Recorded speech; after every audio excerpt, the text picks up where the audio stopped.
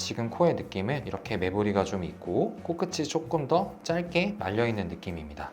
비순각 각도는 90에서 95도 정도를 유지를 하고 있고요. 미간은 너무 높지 않게 가면서 좀 더 시원하게 쭉 뻗은 직선 느낌으로 변화를 하였습니다.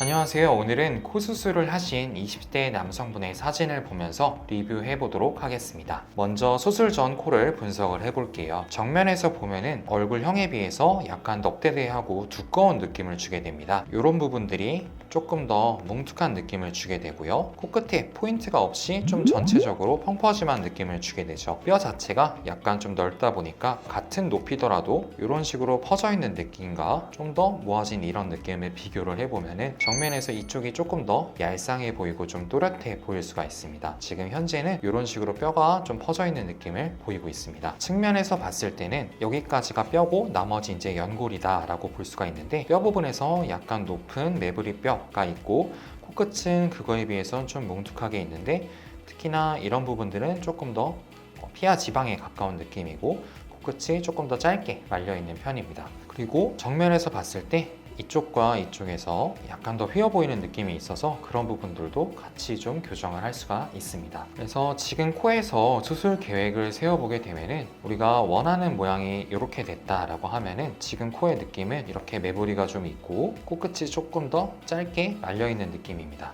그래서 안쪽에 비중격 연골이 이렇게 존재를 하는데 코끝은 길이를 조금 더 빼주면서 살을 제거하고 올려주게 되고요. 매부리는 좀 갈아내고 이 부분에 좀 더 입체감을 주면서 이런 느낌으로 올라가게 됩니다. 그래서 코끝은 확실히 좀 오똑하면서 조금 더 입체감을 채우되 T존 부분을 좀 더 강화하기 위해서 미간 부분부터 살짝 채워주게 됩니다. 다만 이 부분이 너무 이렇게 높게 들어가면은 선이 진짜 굵은 분들이 아니면은 약간 아바타처럼 좀 보일 수가 있으니까 그런 부분은 조금 더 조심해서 진행을 해야겠습니다. 전체적으로는 조금 더 길이감이 있고 입체적이면서 시원한 직선 느낌으로 가게 되고요. 정면에서는 지금보다 조금 더 또렷한 느낌을 주고 얄쌍한 느낌을 주기 위해서 절골이라는 걸 같이 해가지고 들어가게 됩니다.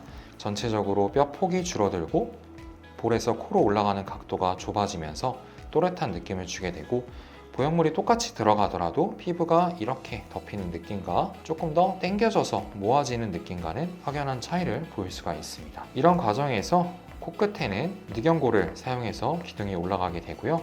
나머지 콧대 부분에 입체감을 주기 위해서 실리콘 보형물을 사용을 하게 됩니다. 뼈대 부분에서 말씀드렸던 절골이라는 걸 진행을 하게 됩니다. 코끝 같은 경우에는 휜 느낌을 조금 더 잡기 위해서 아까 보여드렸던 늑연골 기둥을 이용해가지고 코끝 연골에 대칭을 맞춰서 올려주는 방식으로 진행을 하게 됩니다. 환자가 최대한 화려한 코로 변화를 원할 때 가장 신경 쓰는 부분은 입체감이라고 생각을 합니다. 그래서 가능한 정도에서 코끝을 최대한 좀 올려주고 그거에 어울리게 콧대를 구성하는데, 말씀드렸듯이 미간이나 이런 부분의 각도 이런 것들도 중요시 해야 된다고 생각을 하게 되고요. 또 전체적으로 얼굴형을 봤을 때 너무 과하지 않은 정도로 진행을 해야 될 것 같습니다. 매부리 코를 갖고 있으면 무조건 코끝은 처지는 것은 아닙니다. 다만 코끝 연골의 이제 원래 가진 높이라던가 아니면 피하 조직의 두께에 따라 좀 느낌이 다릅니다. 전체적으로 봤을 때 우리가 코를 아래에서 위로 들여다보게 되면 콧구멍이 있고 콧날개 연골들이 이렇게 존재를 합니다. 여기 부분이 좀 단단하고 높게 형성이 돼 있으면 보통 코끝이 처진 느낌이 들지는 않고요. 다만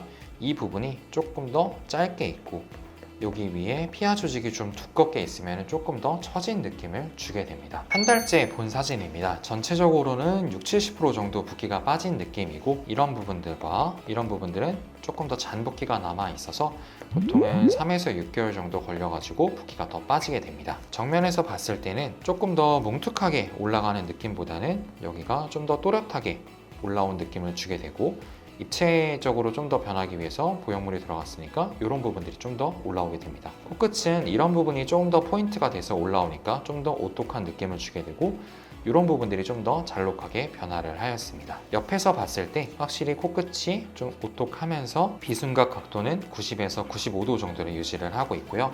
미간은 너무 높지 않게 가면서 좀 더 시원하게 쭉 뻗은 직선 느낌으로 변화를 하였습니다. 남자분들은 이제 여성분들보다 조금 더 콧구멍 노출에 대해서 신경을 많이 쓰지 않는 경우들이 있습니다. 그래서 코끝을 올린다라고 가정을 했을 때 무조건 높이 올린다라고 가정을 하면은 이런 식으로 올라갈 수밖에 없습니다. 그런 경우는 콧구멍이 조금 더 많이 노출될 수가 있습니다. 우리가 지금 같은 경우에는 콧구멍의 비율을 유지를 하면서 올라가게 되었는데요. 전과 후를 비교해 보면 비슷하게 올라갔다는 것을 알 수가 있습니다. 그래서 전체적으로는 앞쪽으로 빠지면서 올라가 줘야지 이런 식으로 콧구멍이 보이는 비율이 전체적으로 유지가 되게 됩니다. 너무 안 보이게 되면은 사실 너무 좀 답답하고 길어 보일 수가 있어가지고 적당량 정도, 앞에서 봤을 때 이 정도, 옆에서 봤을 때 이런 정도 노출되어 주는 게 제일 적당하다고 생각이 됩니다. 화려한 코가 잘 어울리는 기준은 사실 뭐 본인이 추구하는 추구미가 있겠지만은 대부분은 조금 더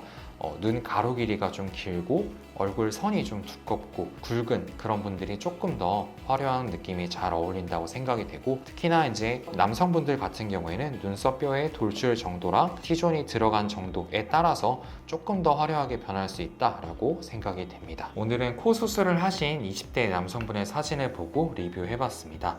다음에 다른 케이스를 가지고 다시 오겠습니다. 감사합니다.